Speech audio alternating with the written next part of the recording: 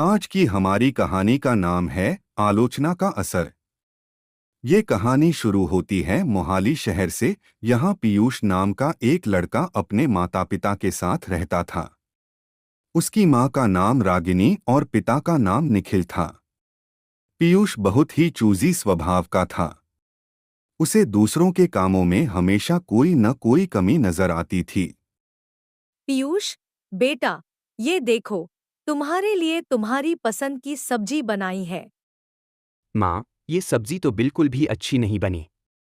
इसमें मसाले का स्वाद सही नहीं आ रहा। रागिनी का चेहरा उदास हो जाता है। अगले दिन जब पीयूष खेलने के लिए पार्क में जाता है तब पीयूष का दोस्त राहुल अपनी नई पेंटिंग दिखाने के लिए पीयूष के पास आता है। पीयूष, देखो, मैंने एक नई पेंटिंग बनाई है। कैसी लग रही है? राहुल, ये पेंटिंग ठीक तो है, लेकिन इसमें रंग सही से नहीं भरे हैं। तुम्हें और मेहनत करनी चाहिए थी। राहुल का चेहरा उदास हो जाता है।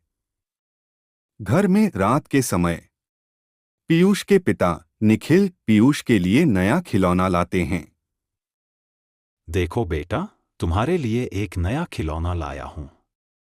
पापा, ये तो बहुत सस्ता खिलौना है। इसकी क्वालिटी अच्छी नहीं है। निखिल और रागिनी दोनों की चिंताएं बढ़ जाती हैं। रागिनी और निखिल बार बार पीयूष को समझाते हैं, लेकिन पीयूष पर किसी बात का असर नहीं होता।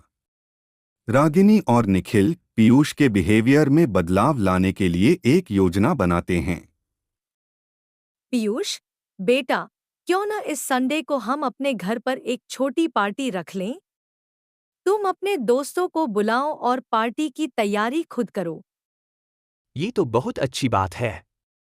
मैं सब कुछ तैयार करूंगा।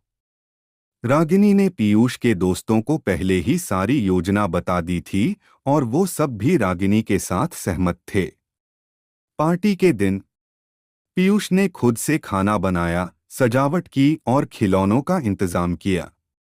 जब उसके दोस्त आते हैं, जब वो सब खाना खाने बैठते हैं, तब उसका एक दोस्त कहता है, पीयूष, ये खाना तो ठीक से बना ही नहीं है।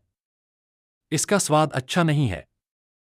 और वो अपने दोस्तों को बताता है कि सारी सजावट उसने की है। तब उसका दूसरा दोस्त कहता है, ये सजावट भी सही नहीं है। बहुत ही साधारण है। पीयूष का चेहरा फिर उदास हो जाता है। उसके बाद वो अपने दोस्तों को अपने खिलौने दिखाता है। तब उसका एक दोस्त कहता है, तुम्हारे खिलौने तो बहुत सस्ते लग रहे हैं। ये पार्टी बिल्कुल भी मजेदार नहीं है। पीयूष इन बातों को सुनकर बहुत उदास होता है। पार्टी के बाद पीयूष दुखी होकर अपने कमरे में जाता है।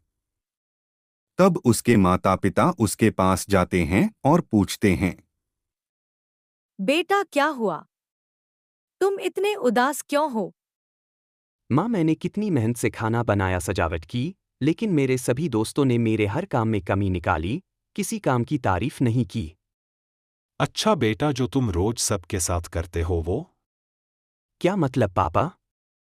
मतलब, बेटा, आज तुमने महसूस किया कि जब कोई तुम्हारे काम में कमी निकालता है तो कैसा लगता है? तुम्हारे दोस्तों ने जो किया वही तुम दूसरों के साथ करते हो। इसी कारण से हम चाहते थे कि तुम इस अनुभव से सीख सको। मुझे अपनी गलती का एहसास हो गया है, पापा। मैं अब कभी किसी के काम में बेवजह की कमी नहीं निकालूंगा। I am sorry mummy papa. अच्छा बेटा, यही हम चाहते थे। अब हम मिलकर अच्छा समय बिताएंगे और एक दूसरे के काम की तारीफ करेंगे। इस कहानी से हमें ये शिक्षा मिलती है कि हर किसी का काम उसकी मेहनत का फल होता है। हमें दूसरों की मेहनत की सराहना करनी चाहिए, न कि उसमें कमी निकालनी चाहिए। Thanks for watching.